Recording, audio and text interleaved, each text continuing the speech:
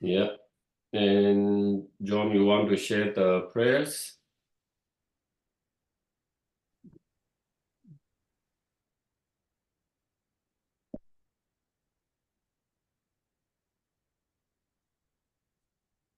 If everyone would mute, that'd be great, and I'll lead the prayers.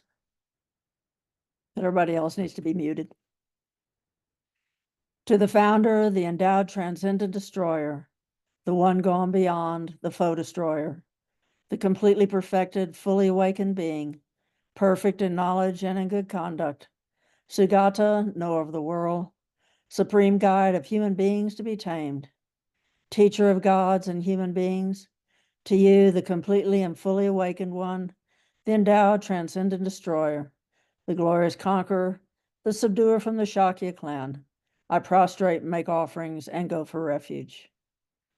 To the founder, the endowed transcendent destroyer, the one gone beyond, the foe destroyer, the completely perfected, fully awakened being, perfect in knowledge and in good conduct, Sugata, knower of the world, supreme guide of human beings to be tamed, teacher of gods and human beings, to you, the completely and fully awakened one, the endowed transcendent destroyer, the glorious conqueror, the subduer from the Shakya clan, I prostrate, make offerings, and go for refuge. To the founder, the endowed transcendent destroyer, the one gone beyond, the foe destroyer, the completely perfected, fully awakened being, perfect in knowledge and in good conduct, Sugata, knower of the world, supreme guide of human beings to be tamed, teacher of gods and human beings, to you, the completely and fully awakened one, the endowed transcendent destroyer, the glorious conqueror, the subduer from the Shakya clan, I prostrate, make offerings, and go for refuge.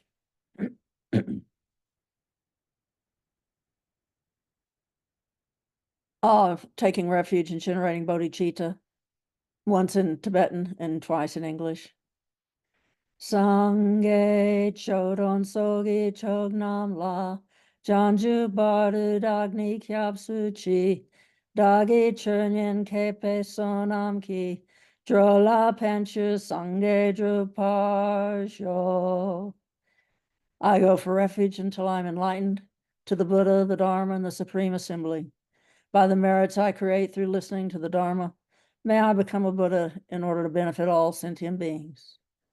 I go for refuge until I am enlightened to the Buddha, the Dharma, and the Supreme Assembly.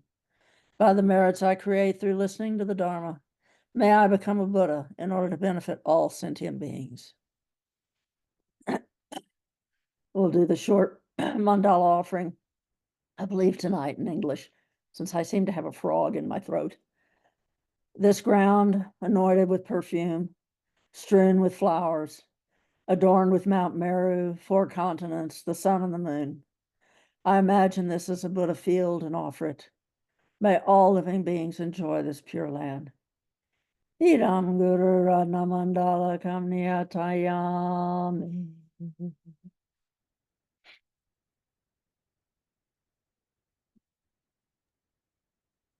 So, welcome everyone, and thank you for joining on Zoom.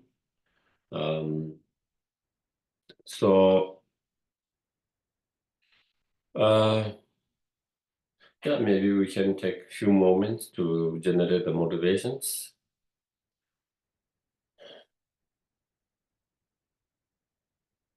And then we can think, even though we cannot recollect and remember, but all sentient beings has been our most kind and caring, loving mother. So many times, not only one time, so many times.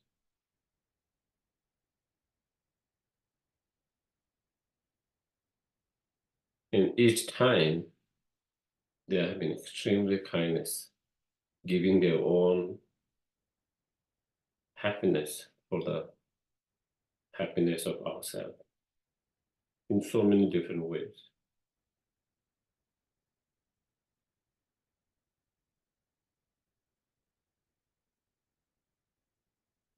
And now they are lost in samsara without any protections, experiencing a lot of suffering and pain, confused and lost.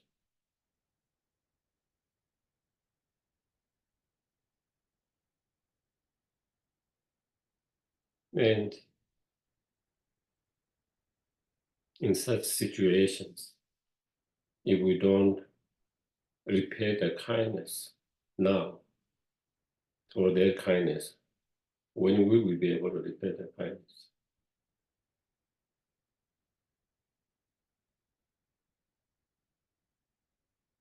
If we don't support and help now, when will we be able to help and support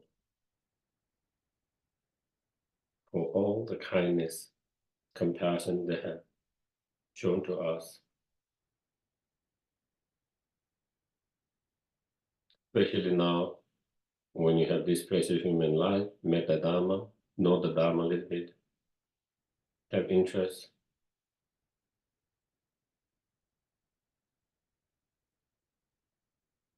So now is the right time to be able to repay the kindness.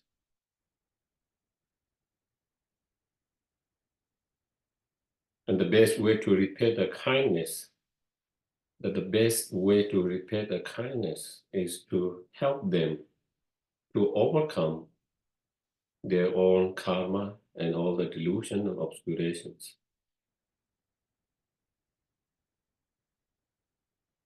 which are the root of all the problem, suffering, and pain.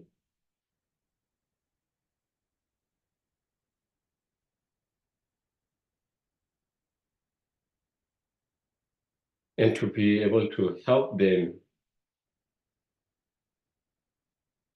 to overcome all their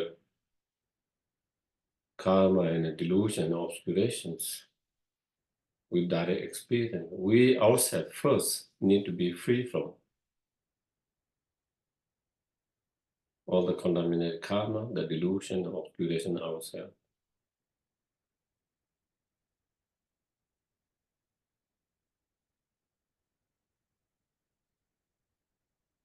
For that, I must achieve fully awakened state as soon as possible. I'm going to achieve fully enlightened state. For that, I'm going to engage in the practice or Bodhisattva's practice.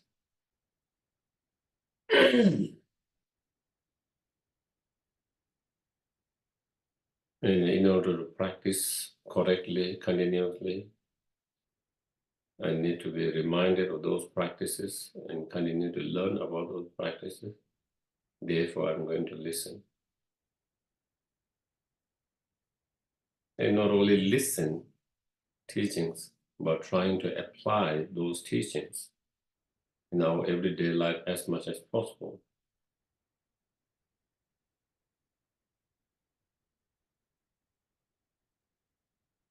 So that we can have transformations in our heart, in our attitude, in our mind.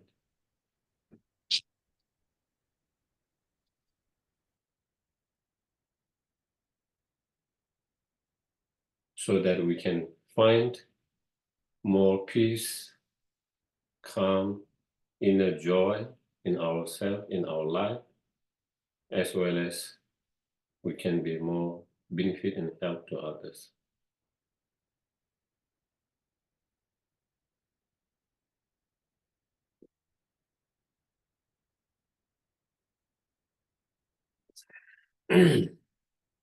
Okay, so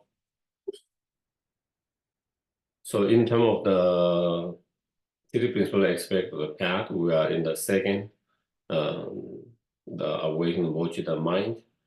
And until last week, we discussed and talked about how to generate that Bodhicitta mind, that awakened mind, through the practice of 7 cause of point and effect. So we discussed about that.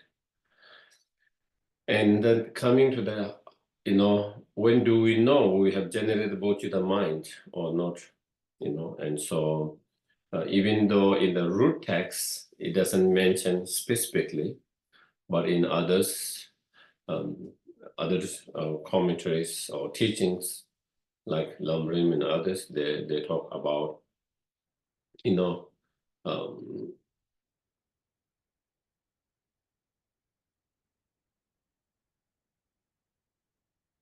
like they give an example, and it comes from sutra, one of the sutras. It give an example,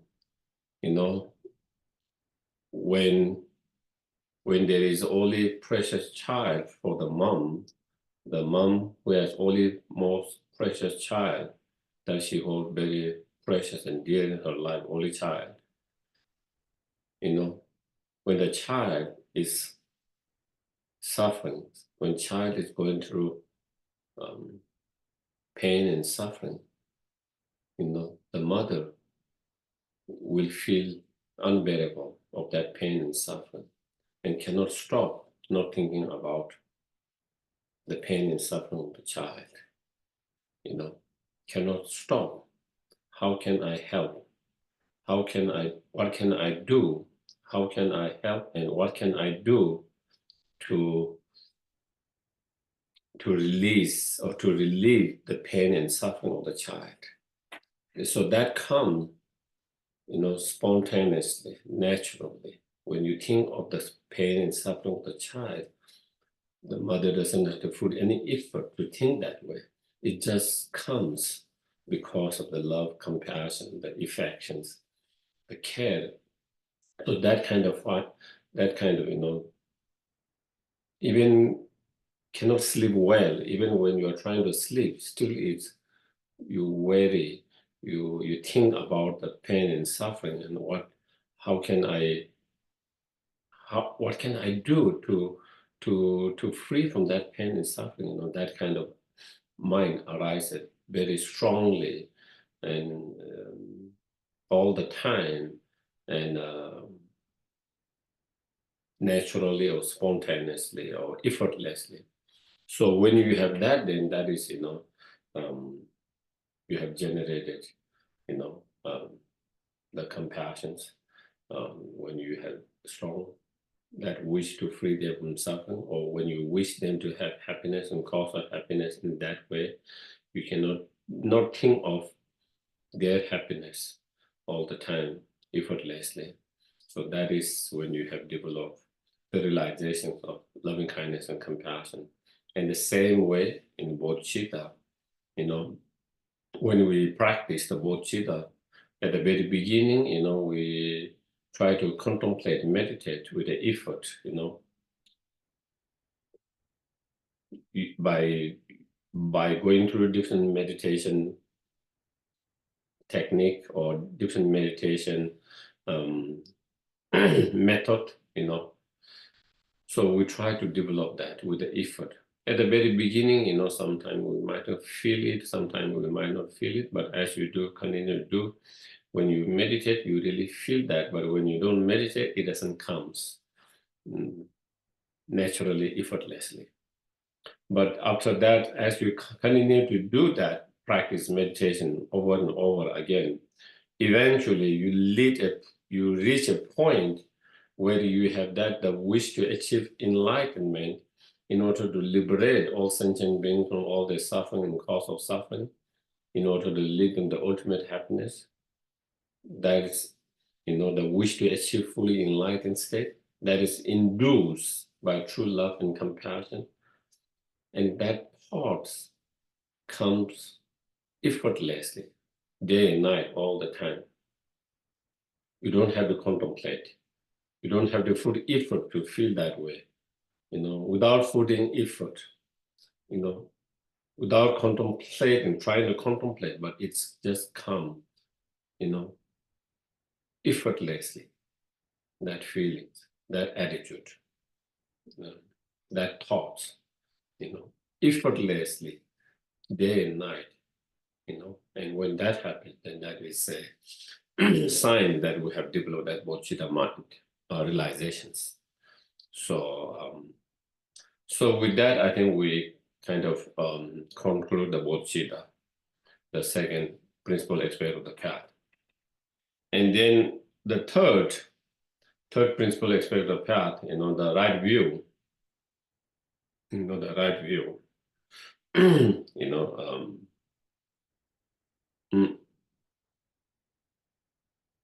and also that, again, like two others, why we need to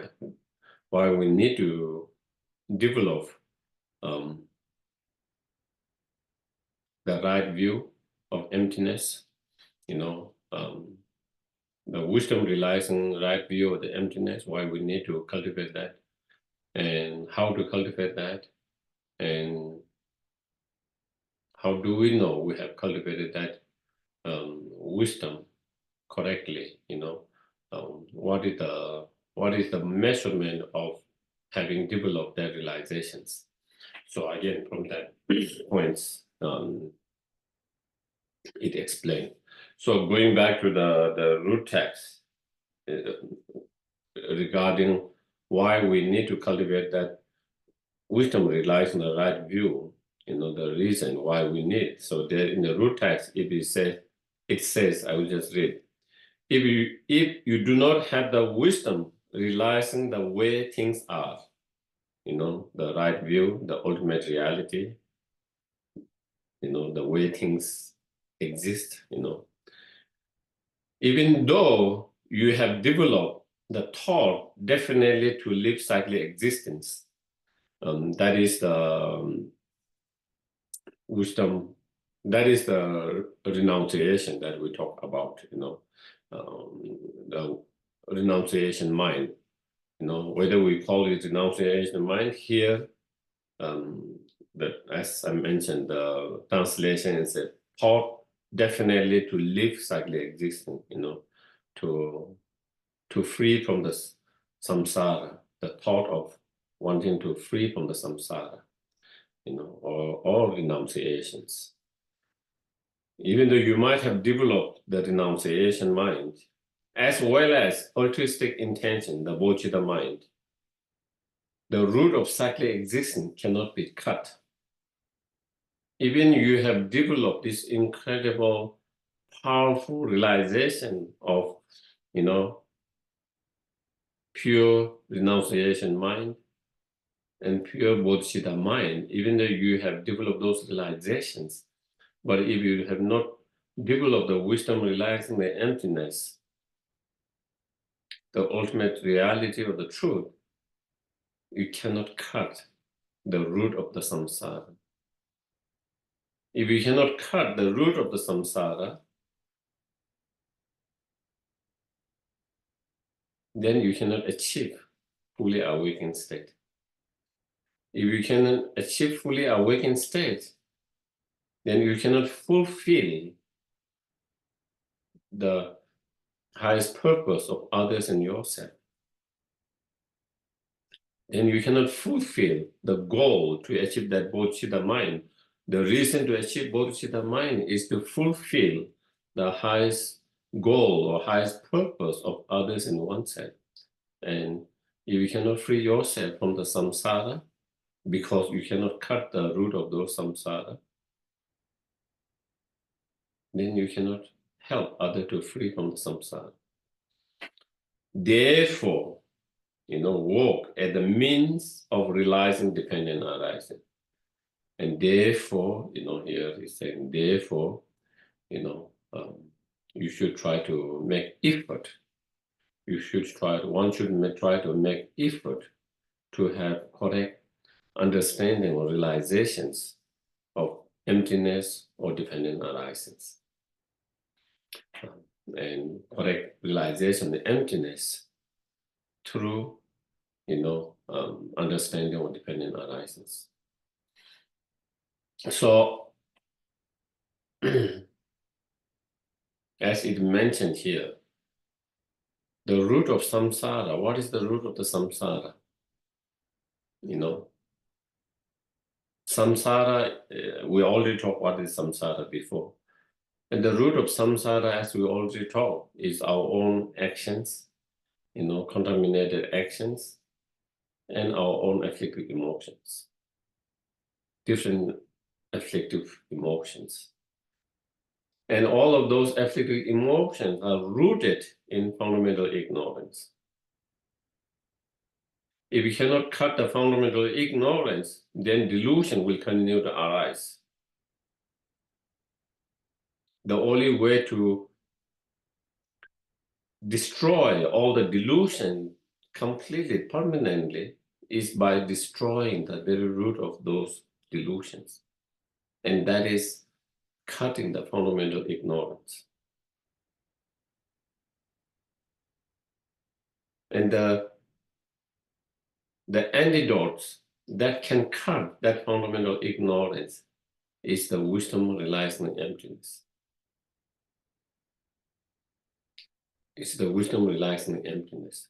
The Bodhicitta mind cannot cut that fundamental ignorance. The pure renunciation cannot cut that fundamental ignorance.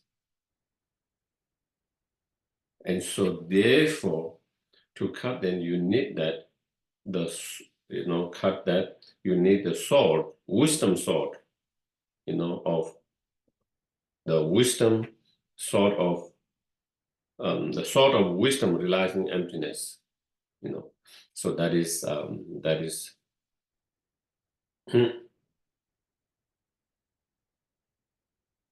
the two main cause or the root of our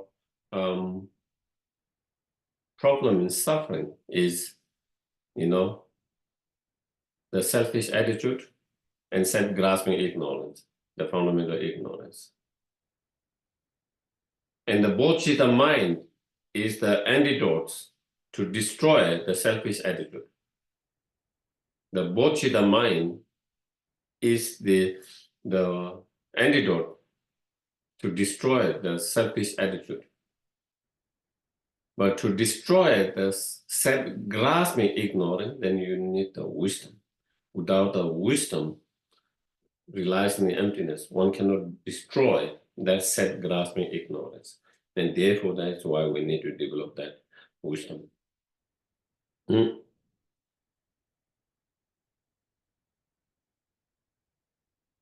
Without destroying the ignorance, you cannot free from the samsara, and nor one can achieve nirvana, nor one can achieve fully enlightenment.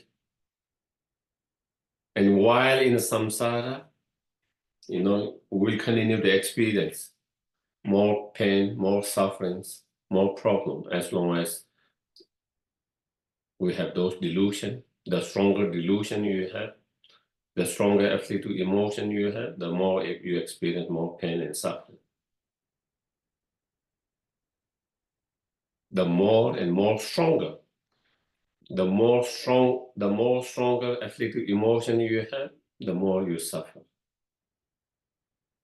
For example, the more stronger anger you have, you suffer more. The more stronger craving or desire you have, the more you experience suffering more.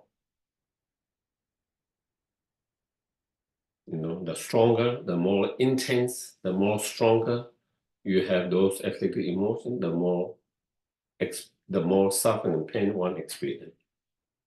And also, the many different delusions, the more you suffer.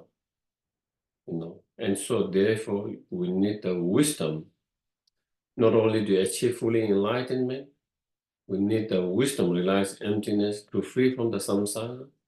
We need the wisdom realizing emptiness, even to find more inner peace and joy and more tranquility and calm in our everyday life.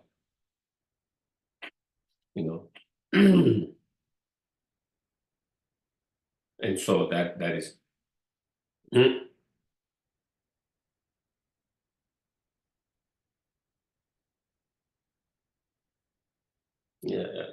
Okay. Maybe that could. So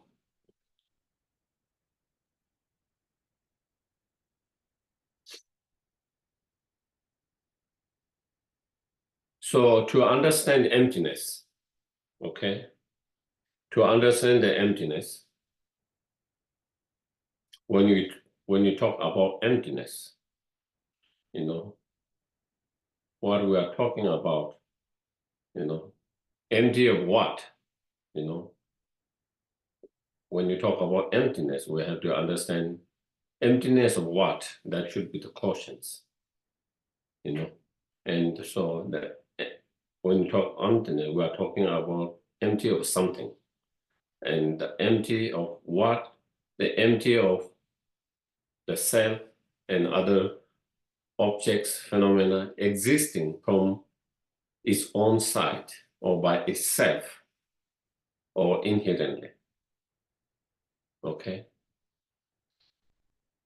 That's what we are talking. Empty of existing inherently. And as you see in the Heart Sutra, it explained at the very beginning, you know, empty of existing inherently, or empty of existing by itself from its own side, objectively, you know, so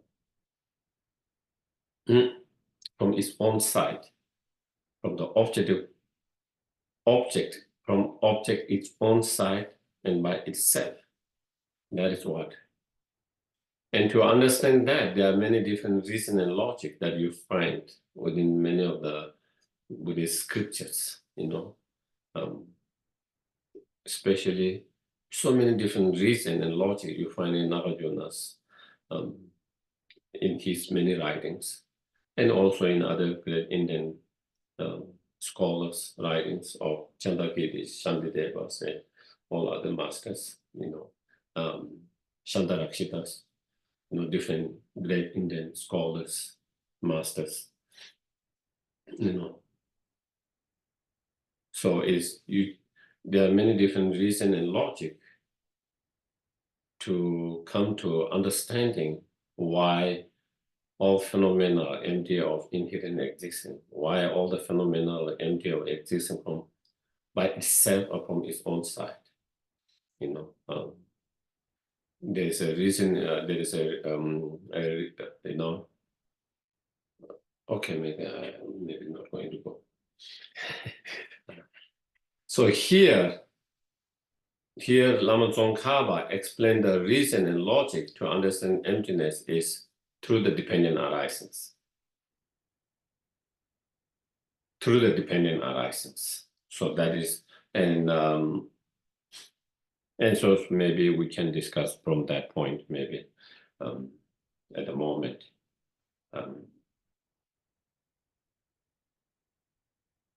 Maybe sometimes it's a little more easy to understand from that.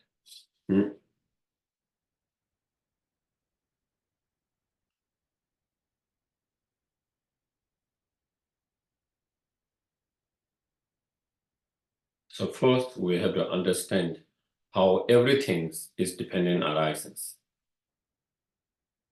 You know, Buddha himself explained in one of the sutras, it's called Arise Settling Sutra. You know, and he was giving teachings to the audience in the outside, and where there was a, you know, whole area where they have grown rice in that, holding the rice seedling, and he said, because of that, because of this, that exists, and that is produced because of this. So because of a rice seedling, therefore the rice, the result is produced. And there is a rice because of the cause of the rice, that's the rice seedling. So that is where, and then he explained how depending arisings of the external world, how the external world, such as the plant, exists by depending on the 6 elements. You know, the plant come into existing, or the plants are produced by depending on 6 different cause and conditions, and or elements. So, you know, earth element, the soil itself is the earth element, water element, the moisture, the waters, fire element, the heat that it needs to produce that. If there is not enough, if there is no heat, it can be frozen and that it cannot produce. The the wind or the air elements, and then the space element. If there's no space for it to grow, then we cannot grow. They need a space element. And then Buddha talk about seasonal elements in that sutra. So certain plants grow in certain seasons, so that seasons, you cannot grow any plant in any season, every season. Certain plants grow in only in certain seasons. So therefore, those is the, so the Buddha explained how all these external world of the plants, how they are dependent arising, because they are depending on those 6 elements. Without those 6 elements, the plant cannot be produced, the plant cannot grow. And then he explained it. That is first with example of the external world of the plant, and then he comes in terms of the internal beings, such as we. Then he talks about the person, the sentient beings. They are dependent arising by depending on, again, the 6 elements. Again, the element of earth, fire, water, element of the air, element of the space, and the element of consciousness. And so again, and he explained that, so that the sentient beings are also dependent arising. Sentient beings are dependent arising because they depend on those 6 elements. So the first 5 elements is related with the physical body, and then the 6th element, the consciousness, is then related with the mind. So it depends on those elements for the sentient beings, especially like human beings, to exist. And so he spoke about that.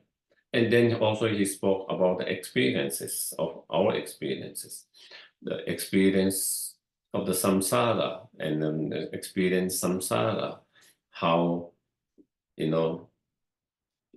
evolutions of the samsara, the 12 dependent link, so dependent arising in how each of those links depend on the previous link, and then it's the chain of dependent arising, how one link of chain lead to the next link, and how next link lead to the next, and then through that is how we circle in samsara, how we are reborn in samsara, and how we experience samsara.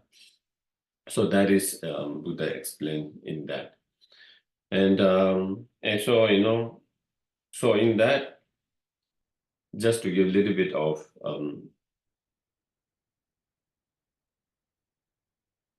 the source of those teachings, from the sutras, the dependent arisings.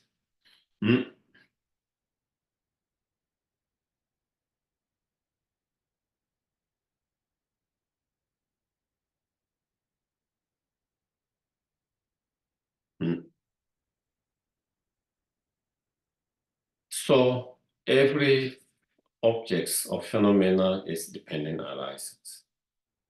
And since they are dependent arisings, therefore, if something is dependent arising, it cannot exist inherently. If something's dependent arising, if something exists, or if something is being produced by depending on many other conditions, and many other factors and causes, that object cannot exist inherently. Because if something exists inherently, it will always be same. It has always been like that, and it will always remain same. Otherwise, it wouldn't be inherent existence. So therefore, since thing changes, because there is change in the conditions and the factors,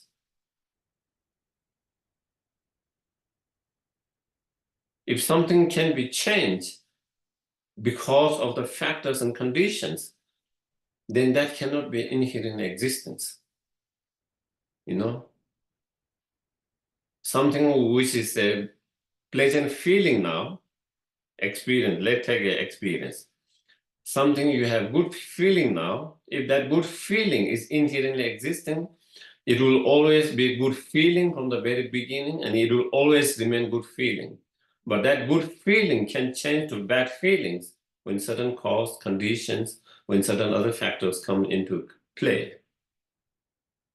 And so because that good feeling can change into bad feeling can change into good feeling when there is a change in the factors and other conditions. And therefore, that good feeling is not inherently existing. Therefore, that bad feeling is not inherently existing. Because why it is not inherent? Because it could be changed. And why is there change?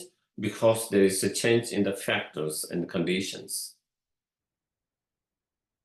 Same, beings change, we change,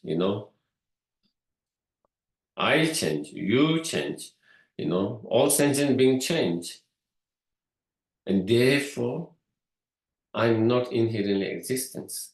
You are not inherently existent. All sentient beings are not inherently existent because we can all change when there is a change in certain conditions, certain factors, certain causes. So therefore, if that can be changed, then it cannot be inherent existence. And it's not inherent because it's not inherent existence because it's dependent arising. Because it's dependent arising, thing could change. By changing the factors, the condition that is dependent on when there is change of that.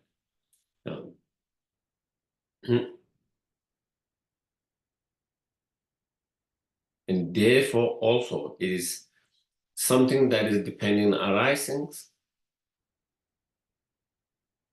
If something is dependent arising, that means that object, that thing, exists by depending on some other factors, some other conditions, some other cause or other factors.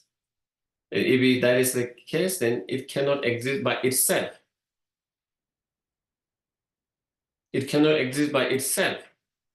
If something exists by itself, it should be able to exist without depending on other factors, other conditions, other causes.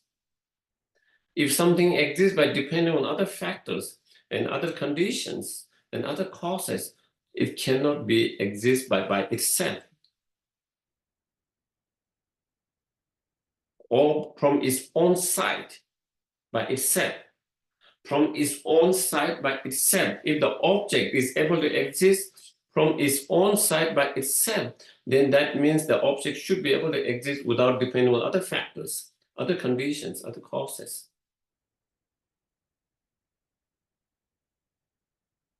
Therefore, if we check whether it is an external world, from the biggest galaxy to the most smallest atoms, whatever you call now, whatever smallest atom, particle, from the biggest galaxy to the most smallest particles, they all are dependent arises. They all are dependent arises. For all of them to exist, it depends on many other conditions, many other factors, many other causes, and so forth. And since they all are able to exist only by depending on other conditions, other factors, therefore they are dependent arisings, therefore they are empty of inherent existence. Therefore they are empty of inherent existence. Therefore they are empty of existing from their own side by itself. None of them, from the most biggest galaxy to the most smallest particles, they cannot exist from its own side by itself without depending on other factors and conditions. And so therefore they are empty of that. And not only the external world, the internal world of our beings,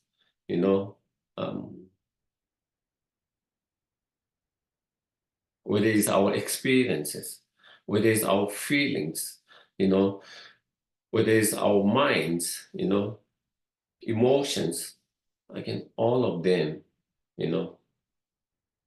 are also dependent arising. All of them are also depend on many other factors, conditions, and causes to exist, whether it's,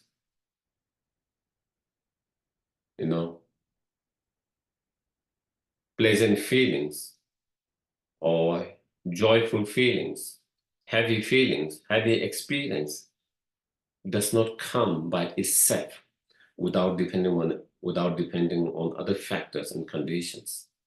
We all know that. Same bad feelings, painful experiences, whatever those experiences, those cannot arise and manifest without depending on other factors and conditions, so forth. And not only those feelings, pleasant, unpleasant, painful, and joyful, but also different state of our mind, whether it's the love, compassions, whether it's the anger, resentments, whether it's the wisdom, whether it's the ignorance, all of those different state of minds, they cannot manifest, they cannot arise, they cannot exist without depending on other factors and cause and conditions. They all can be manifested, they all can be arises, they all can be produced by depending on many factors and conditions. Therefore, all of them are depending arisings. All of them are depending arisings. So internal world, our internal world is also depending arising. And since it's dependent arisings, therefore each of those internal world and experience cannot exist inherently. Cannot exist inherently. They are empty of existing inherently. Therefore, they cannot exist from its own side by itself because they depend on other factors and conditions. Therefore, they all are empty of existing from its own side. They all are empty of existing by itself.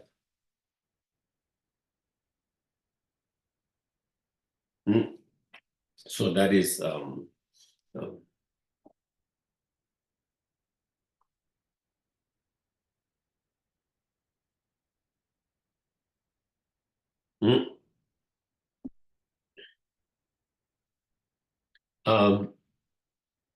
understanding the dependent arisings. There are many different levels of understanding dependent arising. Growth level dependent arising, more subtle level of dependent arisings. Growth level of dependent arisings,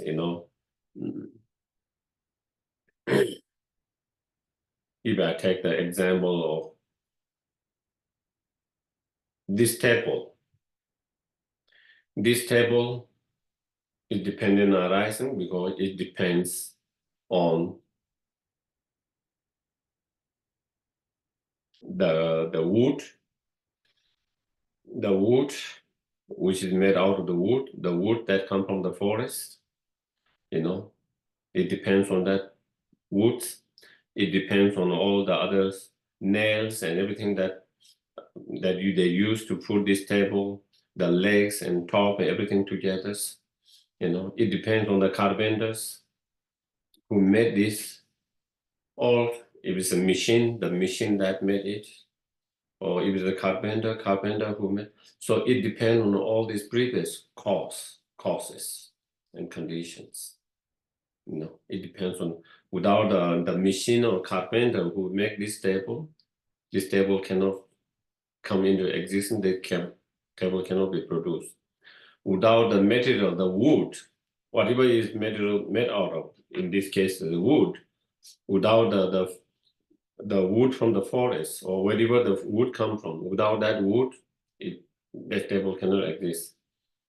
And without all the nail and hammer or whatever they use, all the different tools, they need the tools, whether the machine or the carpenter who use those different tools, without all these tools, then they cannot make this table, the foot, leg, and the top, everything together to hold and then become a table and function as a table.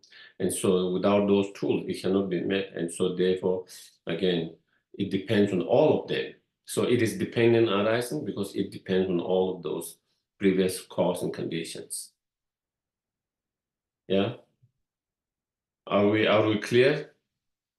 Are we all on the same page? Any disagreements? I don't think we have disagreement on that. I think everyone understand that. Okay. Then not only that, so that apply to only condition phenomena, depending on previous cause and conditions. But all objects, all phenomena, whether it's condition or unconditions, all phenomena are dependent arising because they are dependent on its parts. It depends on its parts. Again, every object, from the biggest objects in terms of external, from the galaxies to the most smaller atom, they all have its parts, and without their parts, that object cannot exist. In terms of the table, if you take away the legs, if you take away the top, if you take away the side, all of them, there is no more table. There's no more table. And the table cannot function as a table. If it cannot function as a table, it's no more table. So for the table to be a table, it should have the functioning of the table, and to be able to function as a table, you should be able to hold things that we put on them. And to be able to hold, then you need the legs, legs and the top. Otherwise, it will fall. And then whatever other parts that is made, And so again, it depends on its parts. Without the parts, it cannot exist. The table cannot exist as a table and cannot function as a table without depending on all the parts that make the table and that make the table to function as a table. So not only it depends on previous cause and conditions, such as the carpenter and tools to make and the wood and all of that, but it also depends. It's also dependent arising because it depends on its parts. Are we also clear on that? And that, so in the Mahayana tenets, whether it's a Mahayana school or middle way schools, both of them, there's no objects, there's no phenomena, there's no object which is partless. There's nothing that exists, no objects, no phenomena that is partless. Every everything that exists, every object that exists, they all have its parts. And each of those objects, each of those, whether it's external or internal, each of those objects, each of those things, each of those phenomena, for them to exist and function as that object, it depends on its parts that make that object. If you take away those parts, that object cannot function and cannot act as that object. You know? And so that is dependent arisings, depending on its parts. So that understanding of how everything is dependent arising because it's dependent on its part is a little bit more subtle than the previous understanding of dependent arising on previous cause and conditions. And the next level of dependent arisings is depending on the subjects, the mind, that impute the objects. And that comes to the more subtle, more subtle. So where where it says, how everything exists, the table, to exist as a table, of course, there's the carpenter who bring all the tools, the material, let's say the wood, and then he put all these legs, top, and it has the functionings to hold some things, And then, whoever invented at the very beginning, the level is a table. The thought, the mind, that level, so we are going to call it a table. From that moment, it exists as a table. Before that, there's the basis for table, but it's not a table. Before that, when someone see that, they don't see it as a table, they cannot interact as a table. They don't connect as a table. So it's a so-called table is on the basis of all put together and having certain foundations, functionings. On the basis of that, then the mind label it as a table. And the moment after it is labeled as a table, then anyone who see that, they say, oh, there is table. Anyone who see that, then they say, oh, it is table. Oh, the table is broken. Oh, the table is nice. Or the table is not so nice. Of course, different countries might have different language, what they call table, but basically each of them have that terms, that level, Before someone get that level, you see something, but you don't identify it as a table. The basis for table is there, but it's not a table at that point. The so-called is so even that is, so it depends on the subjects, the mind, to give that label on the basis of the table, and then it labeled as a table. And that is how it exists by depending on the subject, the concept, the thought, that level, the name that is designated as a table, for example. So that is, again, more subtle level dependent arising. The table do not exist, cannot exist as a table objectively without depending on the subjects. What do you think? Is this glass exists as a glass objectively from its own side without depending on the subjects, the mind.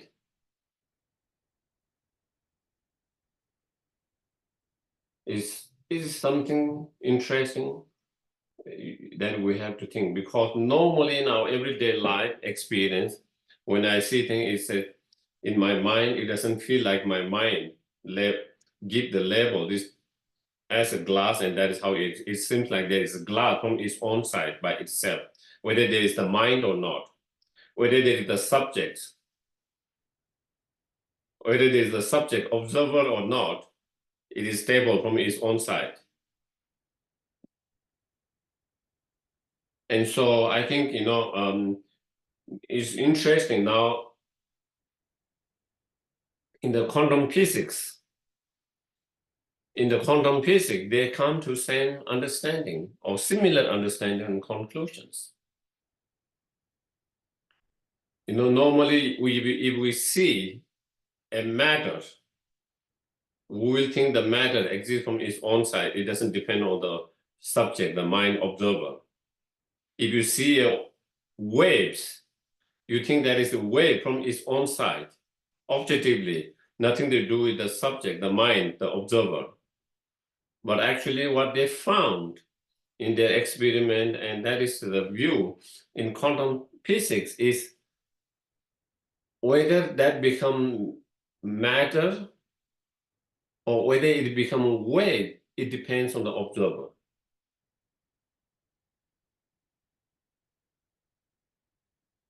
Due to the observer, it change. Due to the subject, the observer, it become matter or wave. So the matter and wave doesn't exist. The matter doesn't exist as a matter from its own side. If the matter exists as a matter from its own side, regardless whether there is observer or not, or whether there is this observer or that observer, it should always be matter. But that is not the case. And same with the waves. If the wave exists as a wave from its own side objectively, without depending on the subjects, so again, it should always be wave, whether there is observer or not observer, or whether there's a different observer or not observer, whether there's a, who observe, who doesn't observe, But again, also they found, that it changes, it changes, but the change happen to the observer. So it's the observer, the subject, the observer, that change in the, and so similarly, that is it. This is something new findings in the science, especially quantum physics, that they have discovered that in very recent times. But again, it's the same that the Buddhas explained more than 2,000, 6,000 years ago, where he said how everything depends on the mind, the subject, the mind. How everything depends on the subject, the mind. Therefore, it's dependent on the mind, the subjects, that impute, or that label, or that give label, or that give name, or impute, or designated. It depends on that subject's mind. And therefore, since it's that dependent arising, therefore the objects cannot exist inherently from its own side. From its own side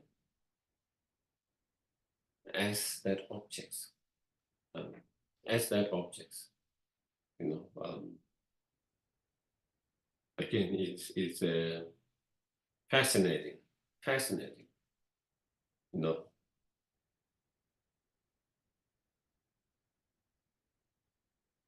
And again, that understanding is very different from our ordinary our ordinary appearance of the objects and the ordinary how we perceive the objects. When I see this computer, to my mind, it appears the computer exists from its own side. It doesn't seem like, it doesn't depend on my mind, whether there is a observer my mind or not, whether there is an observer my mind impute or not, deep level, there is a computer from its own side objectively. Not only there is appearance, we perceive that way. We perceive that way. And that is the same with computer, with the glass, with myself. And when there's the appearance of yourself to me, and when I perceive you, is there as though there is a you from your own side objectively there. But here what it's saying is, even though there is that appearance, even though we are perceiving that way, but it's saying that perception is mistaken. That appearance is mistaken. That appearance is mistaken because that is not how object really exists. That way of perceiving, is also wrong because that is not how thing really exists from its own side. So if it doesn't exist the way it appears to our mind, the way our mind now perceives, then how does it really exist? Then it exists by depending on the mind that impute, and it do not exist from its own side without depending on the subject, the mind that, that impute, that labels. And so that is where, and therefore that mind that perceived in that way is mistaken, and therefore that is wrong, ignorance. And that mind that is ignorant and mistaken can be destroyed when you have understanding of opposite of that, that the thing do not exist the way it appear to our mind and the way our mind perceive at the moment, but actually the way it really exists is, they exist not from its own side objectively, but by depending on the subject, the mind, the observer, the mind that perceive and that impute, that levels. So that understanding of dependent arise and become more subtle, more difficult, and that require much more thinking, much more contemplations, much more reflections. The previous two is we don't need so much deep contemplation to understand how, this table exists by depending on the carpenters, the tools, the woods and all of that. We don't have to give a lot of deep thoughts, a lot of deep contemplation, reflection is quite obvious that we can understand. And even understanding or dependent arising in terms of depending on its part also is more easier to understand. It doesn't require, again, so much, extremely deep reflection, deep contemplations, but to understand, that there's nothing that exists from its own side objectively, but actually it depends on the subject, the mind, that perceive and that impute and label. That is where, more thoughts, more reflections, more contemplative, more contemplations, more deeply is needed to really understand on that deeper level, and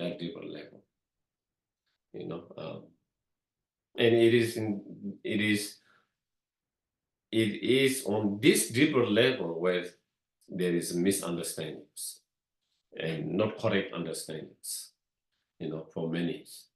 Not on the, when it comes to the growth level understanding dependent arising, there is not much argument, even among the Buddhist tenets, different Buddhist tenets, especially we talk about whether it's the table, whether it's the plant, depending on its previous cause and condition. All the Buddhist school of thought, they agree that they all have in agreement on that. They all have same view on that. They all accept dependent arising on that level for the condition phenomena. There is no argument. There's no differences on that. Not only among all the Buddhist, different Buddhist school of thoughts, even many of the non-Buddhist school of thought probably wouldn't have a problem on that. Then when it comes to dependent arising in terms of depending on its part, then there is some differences. Some of the Buddhist school of thought, the first two ones, Bhavasika and Sautrantika, in their school of thought, they believe there is a partless particles, partless consciousness. Of course, they don't believe. They believe most of majority of the particles, matters have part. It's not partless, it's a part. Also, gross consciousness, they all have part, it's not partless. But when you go deeper and deeper, then they say there's the most smallest particles where you cannot divide into two more anymore. Where it is so small, you cannot divide into two pieces anymore. They say that is the partless. So they believe there is a partless, and they believe that partless is the absolute. But the Buddhist school of thought of mind-only school and middle way school, they refute that, and they refute the reason and logic, and they prove even that one, even it is so small you cannot break into two, still is not partless. It still has a part. It has part of the directions. And then there is a lot of argument. We don't need to go. And so same with the consciousness. So therefore they all are, there is no partless, all this part. And so that becomes a little bit more subtle and a little bit more complicated. Even among some of the philosophers, some of the great thinkers and philosophers, even they have different view and argument on that. Whether there is a partless particle or not, whether there is a partless consciousness or not, there is that. So then when it comes to this third part, dependent arising, that depends on the consciousness and how everything exists by merely on the basis of merely imputation, merely labeled by the mind, by the thought. That is where many of the, not only the non-Buddhist school, even many of the Buddhist school of thought, they have difficult of understanding that. So that clearly shows these subjects is not something we can easily just get, oh, that's it like that. We expect that to get like that, understand? It's something that requires a lot of thoughts, lot of, contemplations, lot of reflections, lot of studies. Because those others are great thinkers, some of the greatest thinkers, someone like Asanga, who composed some of incredible writings, thoughts, view of mind-only schools, very profound, very deep. Vasubandhus, who wrote on Bhavasika views, some of the greatest mind of philosophers, thinkers, and logicians, and all of that. Even they have difficult of understanding fully what Nagarjuna is saying about dependent arising, how everything is merely imputed, merely level, how things can exist, how everything can exist on the basis of merely imputed, merely levels. And so that is something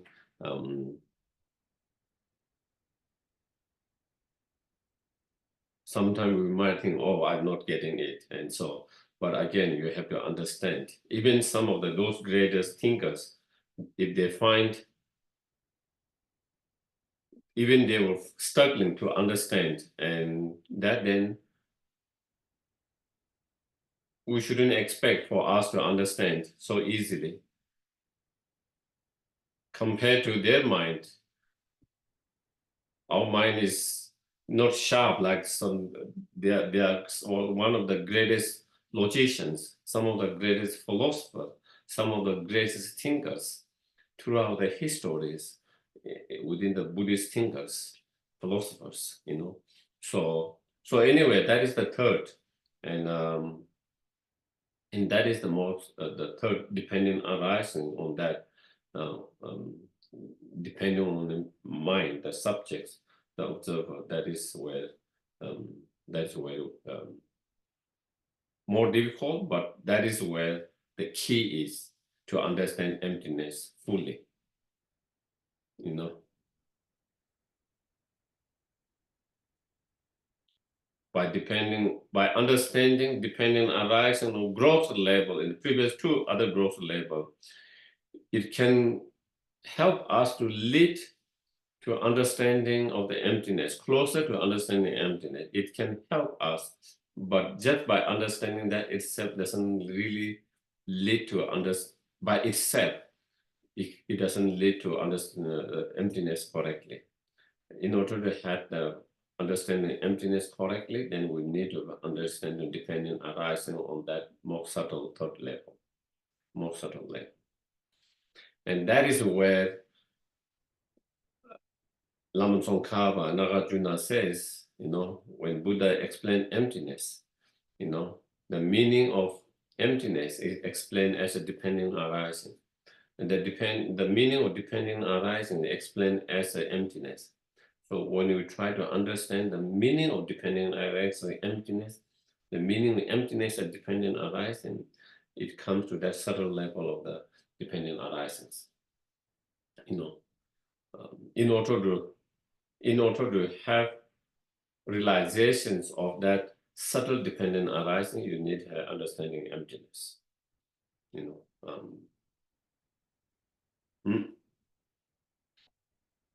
so in relation to that, you know,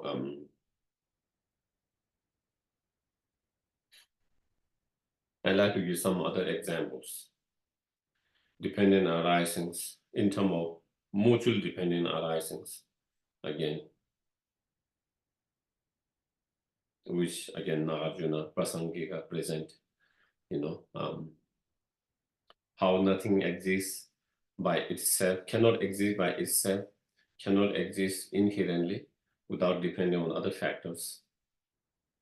Mutual dependent arising. So it is, for example, you know, if there is something to exist as small, there should be something big. If there is no big, the small cannot exist. The small exists only in relation to the big. The big exists only in relation to the small. They are dependent, mutually dependent arisings.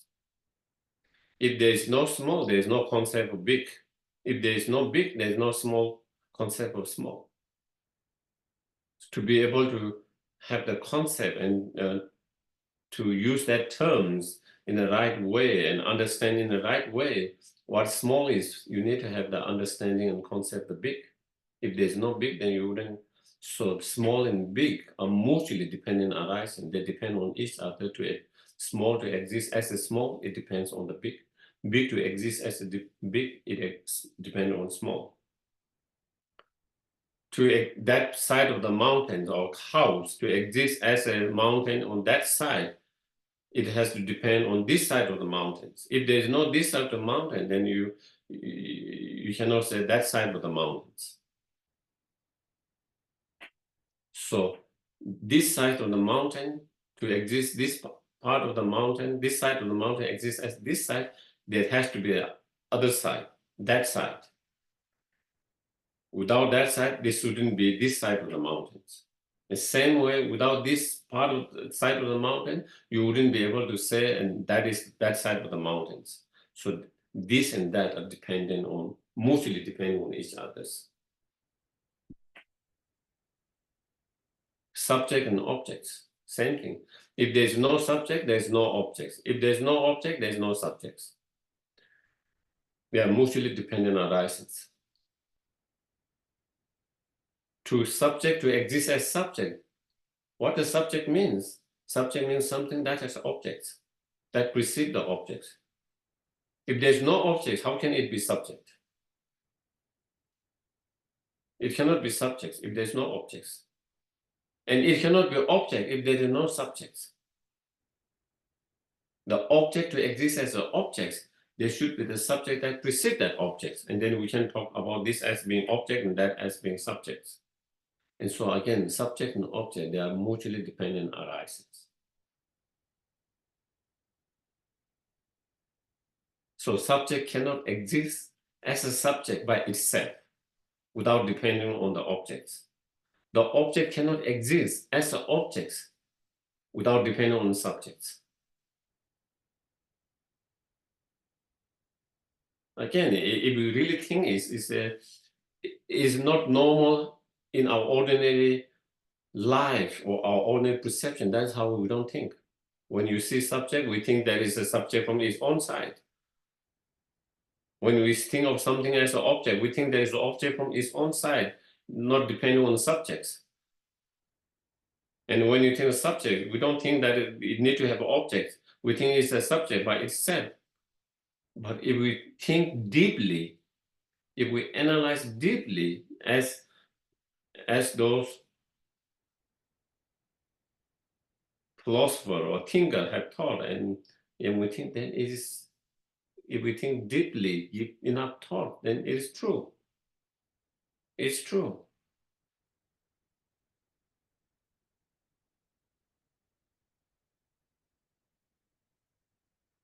Samsara, nirvana, same thing. Mutually dependent arisings. If there's no nirvana, there's no samsara. If there's no samsara, there's no nirvana.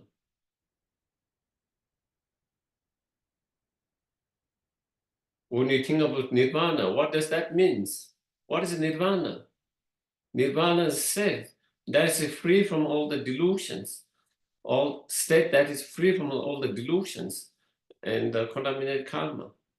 If there is no delusion and contaminated karma, you cannot talk is something that is free from that. You cannot describe the state that's free from that.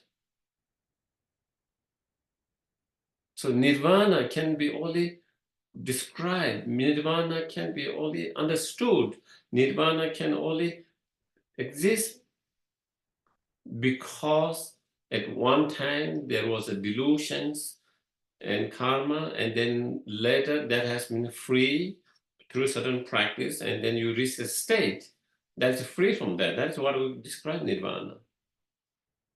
Same things, we talk about samsara. Samsara means that the mind that is being diluted, that is being polluted by the karma and the delusions. And when we talk about diluted, polluted, why is it polluted, diluted?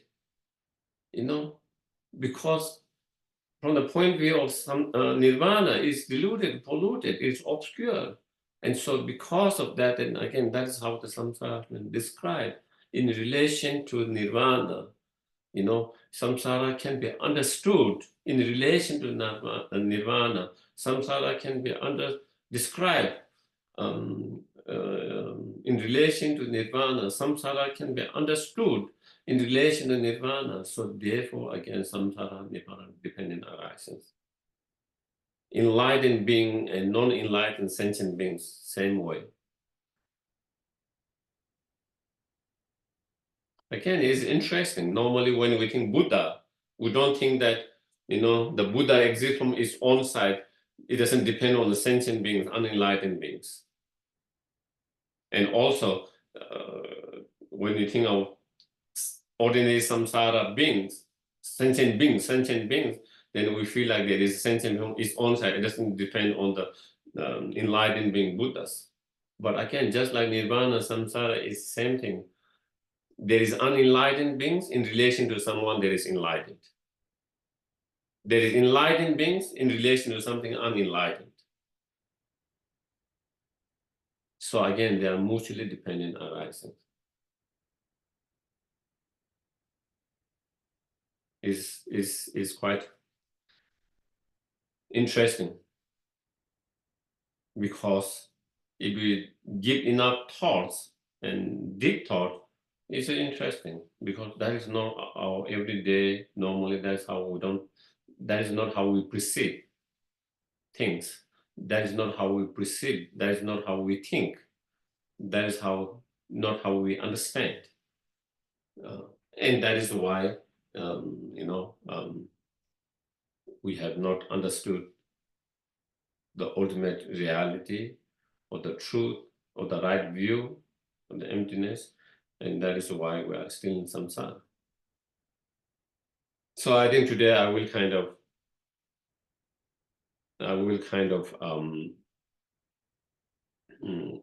conclude here. So any questions, a comment? Okay. There is a common phrase in English that goes something like, if a tree falls in the forest, no one's around to hear. Does it make sound? So tree falls and no sentient being sense it occurred. Did it occur? What do you think? I always stuck on two different answers. One, no, it is mind, only dependent arise, and others subtle is. From Buddhist point of view, if there is no mind that is observing, perceiving that, then it cannot exist. So, but again, there should be, as long as there is one mind, whatever that mind, it could be sentient beings or mind of the Buddhas, enlightenment. If there is a mind that perceives that, then it can be established as an existence. If there is no mind that perceives that at all, then it doesn't exist. So if the tree falls in the forest, even there is no sentient beings, first of all, we cannot say there is no sentient being. There might not be human beings, there could be other sentient beings. And those sentient beings might perceive that. There is no human beings, but when the tree falls, there's animal that run away because they see that. So that perceive that. There is a mind that perceive that. So that is enough. If there's a violet perceiver that perceive that. Even there is no animals or any beings that if the Buddha's mind that perceive that, then that also exists, and that is also to prove that it exists. So basically, they need to have a mind, not only mind, what we call valid mind, valid concept, valid consciousness that perceive that. So if there is any that valid cognizers or valid mind can be of any sentient beings or of Buddhas, as long as there is a valid cognizer that perceive that, and that is enough to establish it as existence. So I don't know whether that answer your question or not, but from Buddhist point of view, as far as I'm aware or I can share, that is what. Yeah. Okay. Does anyone has any other questions?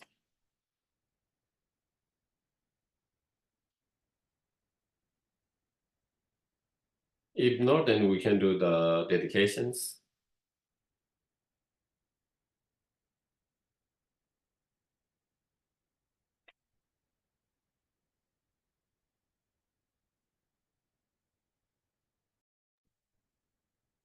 Due to the merits of these virtuous actions, may I quickly attain the state of a Guru Buddha and lead all living beings without exception into that enlightened state.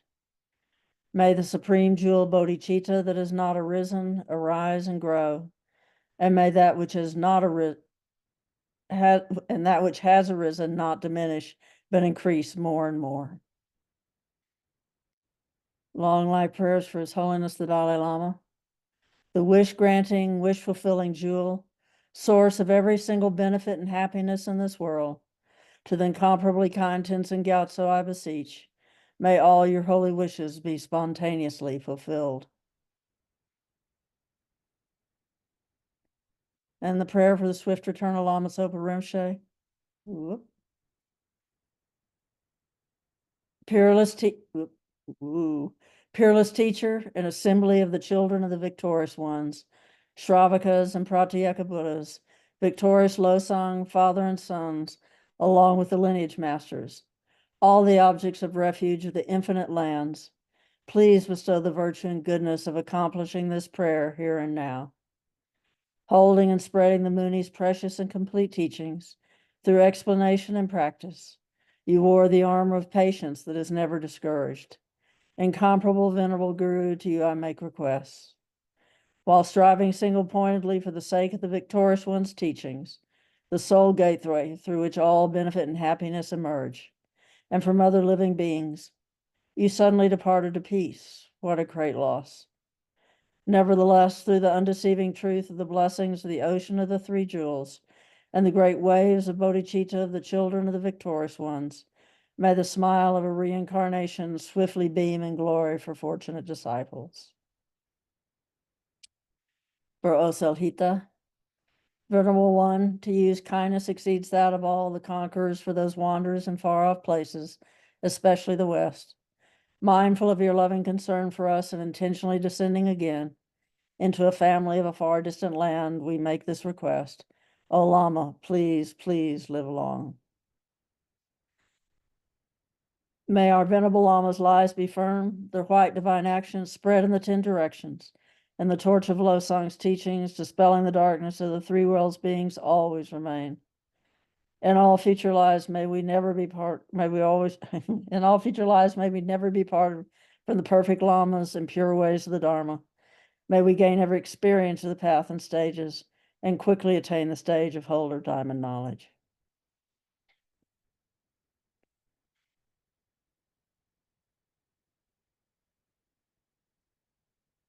Geshe-la, you're muted.